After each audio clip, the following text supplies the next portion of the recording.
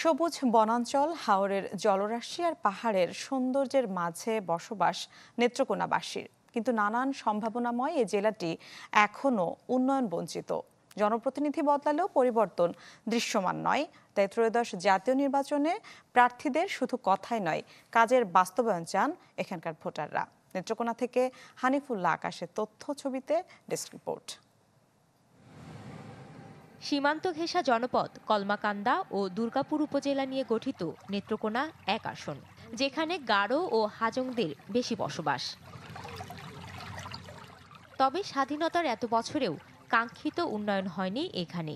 সুপেয় পানির অভাব আর অনুন্নত যোগাযোগ ব্যবস্থা, এই দুইয়ের সাথেই এ জনপদের লড়াইয়ের গল্পটা নিত্যদিনের।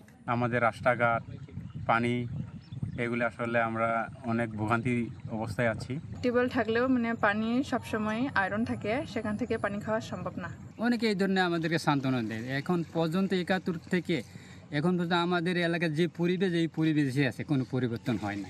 সানশাইন আটা ময়দা সুজি, ভালোবাসায় তৈরি। মদন মোহনগঞ্জ ও খালিয়াজুড়ির বিশাল হাওর দেশের ধান ও মাছের গুরুত্বপূর্ণ উৎস। কিন্তু বর্ষায় এই জনপদ যেন বিচ্ছিন্ন দ্বীপ। আর শুষ্ক মৌসুমে ভাঙাচোরা সড়কে দুর্ভোগ এবং স্বাস্থ্য কমপ্লেক্সের চিকিৎসার অব্যবস্থাপনা, সব মিলিয়ে জীবন চলে ঝুঁকির মধ্যে।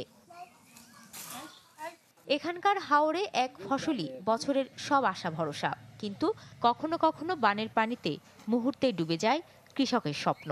আবার ফসল আবাদের মৌসুমে নানা সংকটের কথা উঠে আসে তাদের কণ্ঠে। কতক সময় আছে সার বীজ এটা খাওয়া যায় না, এই হরিয়া আনন্দ লাগে, যুদ্ধ হরিয়া আনন্দ লাগে। আমরা সরকারের কাছে আশা করি যেন আমাদের ধানের যে বীজগুলা এবং সার, তেল, এইগুলার দাম যেন নিয়ন্ত্রণ থাকে। এরকম একটা লোক চাই যেন দেশের জন্য, এলাকার জন্য, গ্রামের শ্রমিকের জন্য, এই কৃষকের জন্য কাজ করে। সদর, বারোহাট্টা, আটপাড়া, কেন্দুয়া ও পূর্বধলা সমতল এলাকায় সবচেয়ে বড় সমস্যা কর্মসংস্থান।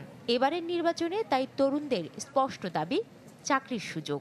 এরকম একজন এমপি চাই যিনি শিক্ষা ব্যবস্থা নিয়ে কাজ করবে এবং শিক্ষিত, স্মার্ট, যারা এই দেশের বেকারত্বের সমস্যা দূরীকরণ করবে, সাধারণ শিক্ষার্থীদের অধিকার নিশ্চিত করবে, সেই ধরনের প্রার্থীকে আমরা বেছে নেব। ভোটের মাঠে সরব উপস্থিতি প্রার্থীদের প্রতিশ্রুতি দেন দীর্ঘদিনের উন্নয়ন বঞ্চনা দূর করতেই কাজ করবেন। Desk report, channel 24।